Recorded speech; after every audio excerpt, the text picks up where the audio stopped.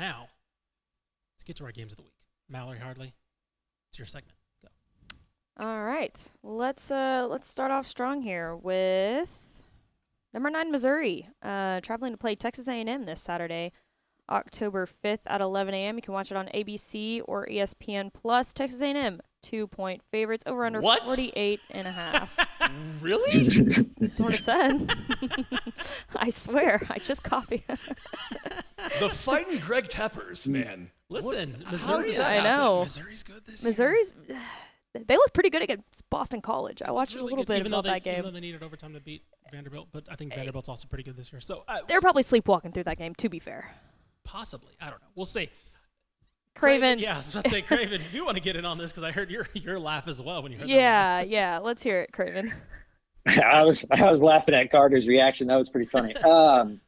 Yeah, I think Missouri's kind of underwhelmed a little bit this year when they played FBS opponents. You know, they beat Murray State, they beat Buffalo, but they win against Boston College by 6.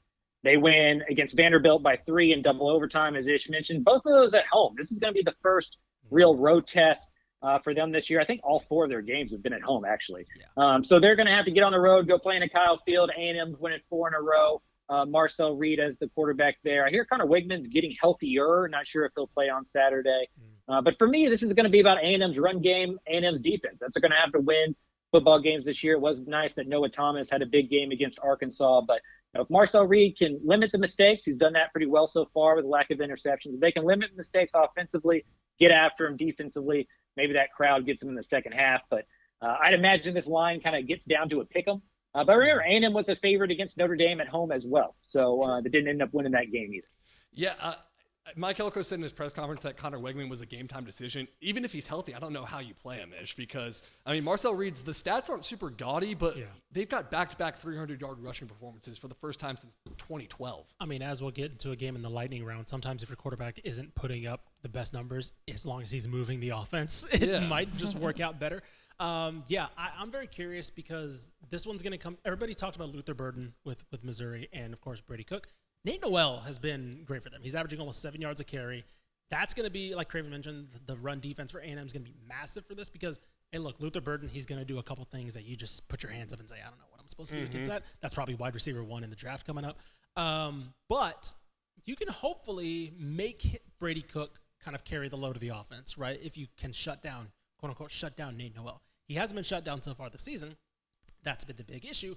If you're A&M, is this the game where maybe you go against a defense that makes Marcel Reed into a more of a passer? Because against Boston College, I believe, let me see if I have this right. I thought it was 1.9 yards a carry on 26 attempts. And then also against a pretty good Vanderbilt running attack, only 4 yards a carry, which, as we know with Diego Pavia, he's a definitely capable runner in his own right. So, and I believe, look at that, Cedric Alexander. Shout out LBJ.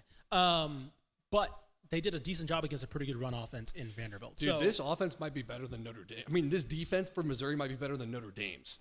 Like, they are third in the country. Hold on. They're third in the country in total defense and 8th in the country in scoring defense. They're bad when they get into when opponents get inside like the Missouri 30-yard line though. They're pretty bad. They've been a little sketchy against the pass, but teams have not. They've done. I'll put it this way: numbers. I'll accept that. That's actually a lot more impressive than I thought. Boston College, I believe Castellanos was healthy for that game, which he was not this past week. So he's also looking like a pretty good quarterback. So we'll see. I think the primary matchup will be that front seven for A&M, and if they can establish the run on offense and make protect Marcel Reed from having to win this on his own. Craven, does this Missouri defense scare you if you're a Texas A&M fan? I don't think it scares me, but A&M's not a team capable of putting up 40 to 50 points. Like, that's just not what they're going to be this year. They're going to have to win low scoring in a phone booth type games like they beat against Arkansas. They didn't lead that game until 9 minutes left in the fourth quarter and able to hang on there. So they're going to need special teams plays. They're going to need a lack of mistake. They're going to need to play defense. And then, hopefully this past game just gets better and better each week. The Arkansas game was a good sign. That was a big step up for Noah Thomas and Marcel Reed. And you just hope if you're an Aggie fan that continues because that run game is going to be good. Yeah. So it's just a matter of getting a little bit more balance. All right. What's next, Mallory? SMU at number 22 Louisville this Saturday at 11 a.m. You can watch it on ESPN. Louisville coming in as 7-point favorites over under 57.5. How do y'all say it? Louisville. Or Louisville? I say Louisville. I say Louisville. Louisville? Louisville. I say Louisville. Craven, how do you say it? Louisville. Louisville? That's how you're supposed to say it. Yeah. It's not Louisville or anything like that, or Louisville. Louisville. They say Louisville. I said It sounds Louis. really weird. Got a friend out there, and he gets on me all the time. It's like the Nevada thing, right? Yeah. I don't know. How do y'all think this one's going to go? I'm surprised Louisville is ranked still after that Notre Dame game. They didn't look very good in that one. Yeah. SMU surging has looked a lot better with Kevin Jennings at the quarterback. But the story for the Mustangs is that defense. Yes. They got 5 non-offensive touchdowns on the season. They had an interception return for a touchdown last year. Scott Simons' group has been excellent. If they can limit the big plays defensively, they may be able to pull off this upset. All right, before I'm curious because I'm about to give my thoughts on this game too, but we love him and we can't quit him. He found his way onto the show in 2024. Shout out Louisville starting quarterback Tyler Shuck, baby. Welcome back. There we go. Welcome back. He's he's healthy. He's healthy. and cooking, by the way. 11-1 touchdown interception ratio. Yeah, he is cooking. Jeff Brom knows some damn offense because he's fixed Tyler Shuck, and it turns out, hey, look, all you got to do is protect him and keep him healthy. And he turns out there's a reason why Tech wanted him when he was leaving Oregon because he's been really, really good. Louisville, their offense has been really pretty damn good, and they're leaning a lot on Tyler Shuck. Yeah, this game, SMU Louisville, is very similar to Texas A&M Missouri in that we're going to find out the Texas team if they're a contender in their conference. Because the Florida State game, I was at it, that doesn't solidify it for me. Florida State is dog water. Yeah. They're really not They're really good. bad. But this is the game where Louisville is like You leaned into it. You leaned into that one. What? Louisville. Oh, sorry, I didn't even mean to do that. I didn't even do that on purpose. I'm bringing my luggage with me, and it's Louis. Tell me you're from Frisco without telling me you're from Frisco. They are like they're just one of the top teams in the ACC. SMU has scored 108 points in the last 2 games against Florida State and TCU. How do they handle the emotional high of those 2 games against maybe what's the better team than TCU and Florida State? Yeah. And SMU hasn't gone away from Dallas since August 24th in week 0 against Nevada, right? Like they've had some home games, they've had some home cooking, they've gone 3-1 in that time. That BYU loss looks a lot better in hindsight, but this is a big one for the Ponies. If they can win this one, they are up there at close to tier 1 as a conference favorite. As Carter mentioned, they lose this one, they're probably back where I kind of thought they were, which is like right below Louisville in that pecking order, but. It's going to be an interesting game. Going to be a lot on this defense because they're going to have to, as y'all mentioned, kind of stop a Tyler Shuck that is playing as good as he has in a long, long time. Yeah, one thing that I think could decide this, I think a little bit of the blueprint for Notre Dame, and granted Notre Dame defense, we'll see how good they actually are, but they looked really good rushing the passer against Louisville, which, as we mentioned, has been the key for them is protecting Tyler Shuck. He was not protected in that game. They ended up losing. SMU can probably look at that and say, all right, let's figure this out because I don't think their pass rush has been great this year. I think their defense has been really good as a whole. Yeah. I think if you have one issue, it's been their pass rush for me. So if this is the game where it gets unlocked, this could really go their way. So. Guess what % chance SMU has to make the college football playoff right now per ESPN? Oh, jeez. 5. Yeah. 13%. Oh, God, it's in double digits. Still overrating Florida State. Yeah. Probably. Yeah. We'll see. Well, they just don't play Florida State or Clemson or Miami or Clemson on their schedule. That's so I think some of it is they could back into the ACC championship, and then they get the auto bid. Is this going to be the best team they face in the ACC? 100%. I was about to say, yeah, probably. Like, I think Boston College. The rest is Stanford, Duke, Pitt, Boston College, Virginia, Cal. Yeah. And Castellanos has been hurt for Boston College, so like even if they are decent, I don't think they're probably gonna be at 100%. So they don't get Clemson or Nope. Miami? Nope. So basically, they're going to be asked to beat them in a one-off potentially. In Okay. ACC, which can happen. So. Okay. Yeah. That rocks. Alrighty. What's next, Mallory? The Baylor Bears taking on number 16, Iowa State, this Saturday at 6:30 p.m. You can watch it on Fox. Iowa State, 11.5-point favorites. The over/under, 45.5. And in the wise words of Ishmael Johnson right before we started the podcast, never count out Matt Campbell in a game that he should win. But they're 4-0. Look, all I'm going to say is the same thing. I'm going to pick them to win this game. Don't get me wrong. But all I'm saying is never count out Matt Campbell in a game. You should Look, it's a whiteout game at night in Ames. It's pretty terrifying. Never count out Matt Campbell. Anyway, Craven, another heartbreaking loss last week for Baylor in a game where a result that is like, I'm trying to figure out how a way to word this, because I had similar vibes after this game as I did with Colorado, where I was like, if you just take out the ending to Colorado, you liked how the rest of that game went. If you just take out that horrendous start against BYU, I like how most of that game went. So it's like, but the problem is, of course, that's not how football works. You lost both games. And so they're left with like the worst vibes ever because they had a catastrophic start against BYU and they had to play catch up and almost did, but almost doesn't work. What are your thoughts on Baylor heading into this one? Because it just feels like, as you wrote on textfootball.com, it just feels like we're toiling the drain here. Yeah, I think good news for Baylor is this locker room has clearly not quit on Dave Aranda, right? Like a team who has given up on this coaching staff, who's given up on this program, has not battled back from 21 down to BYU to make that a football game and have the ball with a chance to win. But I think your point's a great one. You know, they've played 3 Big 12 teams so far this year. The Utah game did not count because it was a non-conference game that was already scheduled. That's kind of a weird deal. But they played 12 quarters against a Big 12 team this year. I think they've won 8 or 9 of them, but they've lost all 3 games. And Dave Aranda said this week in his press conference, you know, they got to play 4 quarters of football. Like, that is the thing that Baylor has to figure out here. You know, I think I've made my feelings on Aranda very clear over the last couple of years. I think he's great for the game as a head coach. I think personalities like that to kind of show there's a different way to be a leader and the head of a program is good and healthy for the sport. It doesn't have to be the stereotypical drill sergeant guy all of the time. But you got to beat your peers, and he just hasn't done that since the start of 2022. They are 6-15 against Big 12 competition over that time. They are under 500 at home. They've been really bad against Power 4 teams. So it just feels like while they like Dave Aranda, the team is playing really hard. This is a results business. You don't get paid millions of dollars to be likable and to play hard. You get paid that kind of money to go win football games, and they just haven't done that. And the attendance tends to tell you the story. And it wasn't there against BYU, despite that still being an important game for this season. They got to win this football game against Iowa State, or the 2 weeks between their next game is going to be miserable for everybody involved. Yeah, you mentioned the attendance there, Craven. Taz Williams Jr.'s dad tweeted out, the lack of fan support at games will ruin the incoming 2025 recruiting class. No. So if you want an update on that awesome recruiting class they're building, look, Taz Williams Jr.'s dad is saying you can't be outside the club complaining how the DJ sucks. Yeah. Yeah. Look, it's it's not great. As Craven mentioned, those are the type of games that you at this point in your tenure, you should be finding ways to pull out, or in case of Colorado, finish, right?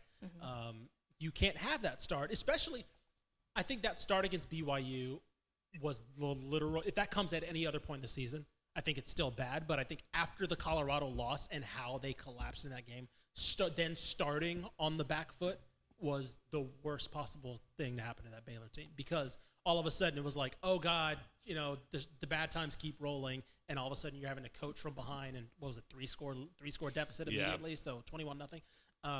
So stats from the friend of the program, Drake Toll. Baylor is 3-16 against the last 19 FBS opponents they played, and 0-9 against the last 9 Power 4 teams they played at home. There you go. So that just tells you the whole story. Yeah, it's bad vibes there. We're probably on sad quote watch for. Oh, sad quote. Sad quote watch for his press conference. Favorite time of the year. Yeah, so we may be reading a couple of those. The Kia December to Remember sales event. What was that quote what he had last year? He was like, every time I see that commercial, I think about people getting fired. It's like, Jesus, man. Something like that. We're about to be getting to that point again, but you know, it is what it is, man. Got to win those games.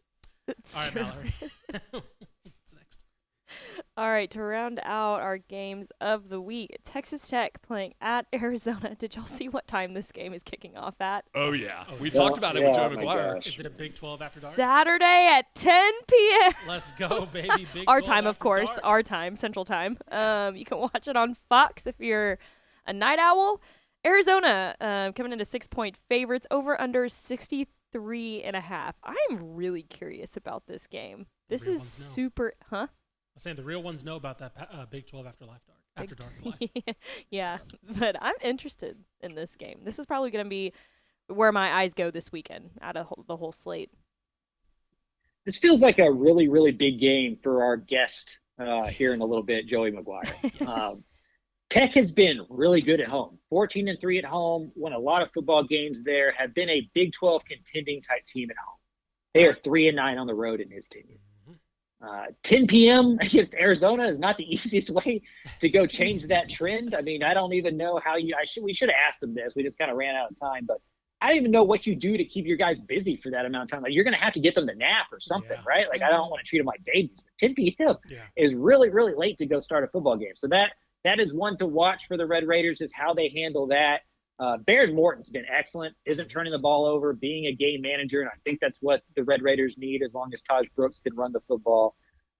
This is about Texas Tech going and bloodying up Arizona. They're not going to win skill position battle. I don't think they're going to win the 7-on-7 game against Arizona. They need to go win in the trenches, get Taj Brooks going, establish the run, and play off of that. If they can do that, I think Tech can win this football game. If not, it's going to be a long night.